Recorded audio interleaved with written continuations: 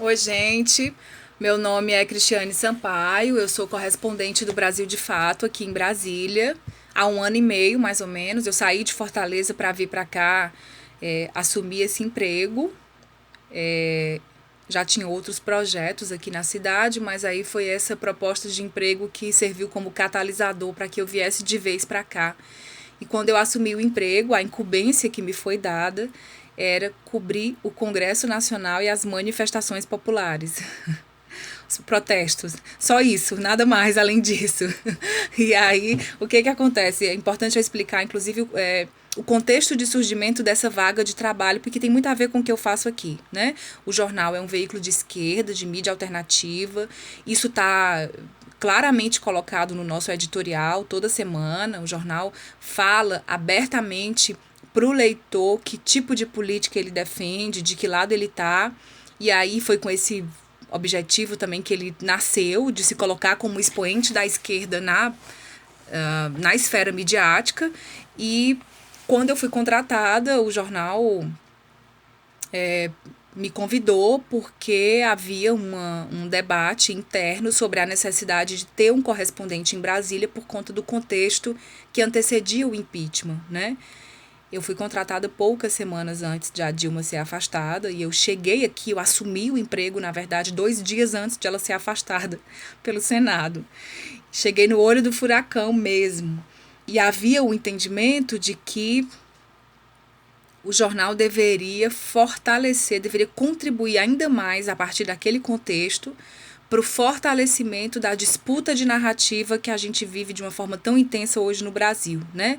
Que é esse duelo, digamos assim, entre os grandes jornais, entre a mídia tradicional e os veículos que se colocam como mídia alternativa, que basicamente são veículos que se fortaleceram nos últimos anos muito nesse movimento das redes sociais, né? Daquilo que as redes sociais trouxeram para o mundo da informação.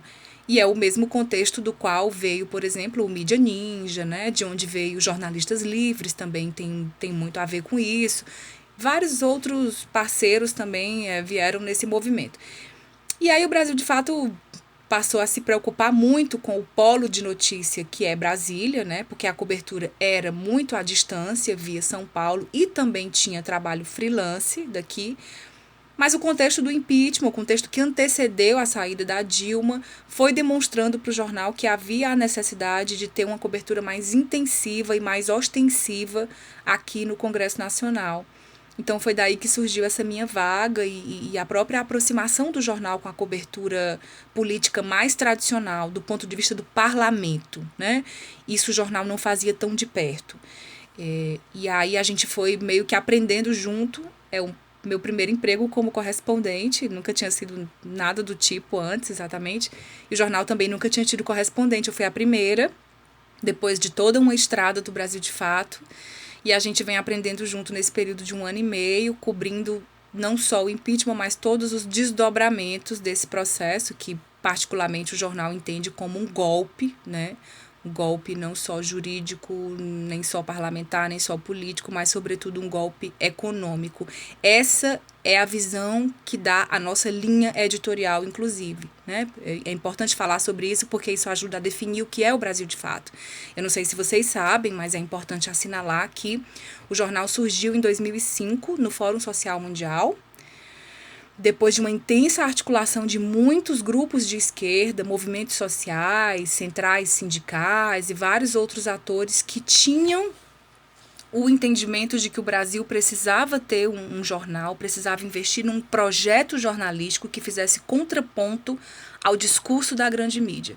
Então, a nossa grande incumbência é essa de fazer a disputa de narrativa e agora, de um ano e meio para cá, depois do afastamento da Dilma, ainda mais, né? Então essa é basicamente a minha missão aqui. E é a partir disso que se desenrola todo o processo de escolha de pauta. Porque se eu estou no parlamento e a minha prioridade é cobrir os movimentos dos deputados e senadores, eu preciso ficar muito atenta a tudo que eles propõem ou a tudo que eles contestam que digam respeito à esfera dos direitos humanos, né? Como o Brasil, de fato, é muito ligado aos movimentos sociais, a gente tem como prioridade, em primeiríssimo plano, a luta agrária, porque eu não sei se vocês sabem, mas para os movimentos sociais, a conquista da terra, a reforma agrária tem uma centralidade na busca por outros direitos, né? Na luta, tem uma centralidade para a luta por outros direitos sociais dos trabalhadores e das classes populares de modo geral. Então, a gente parte dessa questão da luta agrária para destrinchar outros direitos, como, por exemplo, igualdade de gênero, né? Todas as questões LGBT, questões relacionadas às mulheres, agrotóxico, que também tem muito a ver com a luta agrária, e outras questões afins, transparência governamental, qualquer outra coisa que tenha a ver com o fortalecimento da democracia, é de grande interesse do jornal do ponto de vista da linha editorial. Então, eu fico sempre muito atenta aos projetos de lei e a todos os movimentos, de modo geral, que possam ter relação com essas temáticas. Essas são as nossas prioridades. Nem sempre, obviamente, a gente está cobrindo esses temas diretamente. Às vezes, a gente está cobrindo um tema que é o mesmo que está na manchete da Folha de São Paulo ou da TV Globo, por exemplo. Mas o que vai fazer a diferença aí é o nosso olhar, né? Como a gente é muito voltado para o interesse popular, o recorte da matéria é sempre muito diferente, porque, obviamente, vocês devem saber, tanto quanto eu, que isso parte de uma escolha política. Então, a escolha das fontes também é política, e isso ajuda a demarcar bem essa diferença entre a gente e os grandes jornais, né? Por exemplo, os grandes jornais todos estão pautando reforma da Previdência hoje. A gente também está pautando, mas com outras fontes, com outros olhares, com outros dados que a gente tenta levantar para as pessoas para mostrar que existem algumas estatísticas e algumas pesquisas aí que contestam o discurso oficial do governo. Então, um dos nossos grandes desafios hoje é justamente esse, de tentar desconstruir o discurso oficial governista, né, o discurso do Planalto e da base aliada dele no Congresso, para tentar mostrar para as pessoas quais são os interesses escusos aí por trás dessas pautas tão austeras que têm surgido no Brasil, sobretudo de 1 ano e meio para cá. Então, basicamente, esse é o meu norte do ponto de vista editorial e em termos de pautas que a gente escolhe. Então, nem sempre assim, o tema que a gente está pautando é um tema que é exatamente invisibilizado na grande mídia, né? Como é o caso, por exemplo, da reforma da Previdência, mas às vezes é um tema que a gente gostaria que bombasse com aquele olhar que a gente está propondo. Por exemplo, no caso da reforma da Previdência, existe toda uma disputa de narrativa com relação à situação da Previdência, né? Estou citando como exemplo porque eu acho que isso é bem emblemático hoje. Por exemplo, o governo diz que a Previdência tem um déficit imenso. Os outros governos também fizeram isso ao longo da história. E existem vários especialistas que dizem que não, que a situação da Previdência não é bem essa, ela precisa de outras medidas. E aí a gente vai tecendo esse discurso, vai costurando ele com a ajuda de muitas fontes parceiras que a gente tem nesse campo da esquerda, né? Vários movimentos sociais, agremiações políticas, especialistas, todos eles são grandes parceiros nossos e são pessoas que nos ajudam na construção desse discurso todo dia. O que mais que era para responder? A mídia contra-hegemônica é ideológica ou é panfletária? Essa pergunta é interessante, né? Tem muito a ver com o meu cotidiano isso. Eu acho que a diferença entre o jornalismo engajado e bem feito e o jornalismo panfletário pode ser algo bem sutil, né? Tem uma linha muito tênue aí. E o que vai contar para garantir essa diferença é justamente a postura do repórter de brigar por aquilo que ele acha que é certo, né?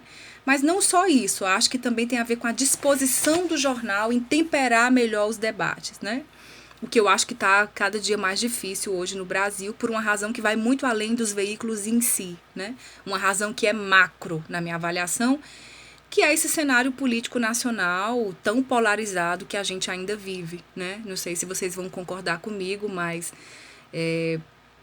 nesse tipo de contexto mais acirrado, mais polarizado, geralmente sobra pouco espaço para as ideias de centro na seara política.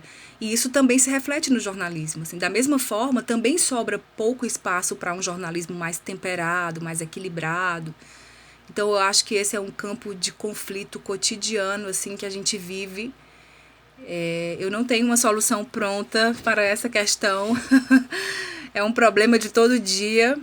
Pensar na construção da narrativa, tentar não ser panfletário, tentar oferecer para o meu leitor mais de um olhar, se não todos os olhares, porque a gente nunca vai conseguir oferecer todos os olhares, porque a gente tem também um limite de espaço, que é uma realidade no jornalismo, né? Espaço em termos de tamanho da notícia. Mas a gente pode, sim, pensar sempre na importância de mostrar o outro lado, inclusive por razões muito estratégicas. Eu sempre converso muito isso com o jornal. Assim, na esquerda, de modo geral, existe uma dificuldade em abordar os posicionamentos conservadores, porque a gente quer sempre demonstrar que o nosso é melhor, né? O nosso é mais interessante, o nosso é mais correto. Mas aí eu acho que mostrar o posicionamento do outro não é só uma questão ética, né? É também uma questão muito estratégica, porque na real, se a gente acha que eles são tão ruins assim, que eles mentem tanto, que eles sonegam ou manipulam tanto a informação, a gente precisa mostrar exatamente o que eles estão dizendo para, a partir daquilo, a gente desconstruir o discurso, né? Então eu acho que fazer ou não fazer um jornalismo panfletário tem muita relação com isso, sabe? Acho que vai do repórter e do jornal também, de os dois saberem perceber estrategicamente a colocação dos diferentes posicionamentos na construção da narrativa jornalística, sabe? Acho que eram essas as perguntas que eu tinha que responder, mais ou menos, né? Mas tem uma outra coisa que eu queria falar, se tiver tempo ainda, sobre como é ser mídia alternativa nos bastidores do Congresso Nacional, né? Não é nada fácil, é bem difícil, é cada dia mais difícil.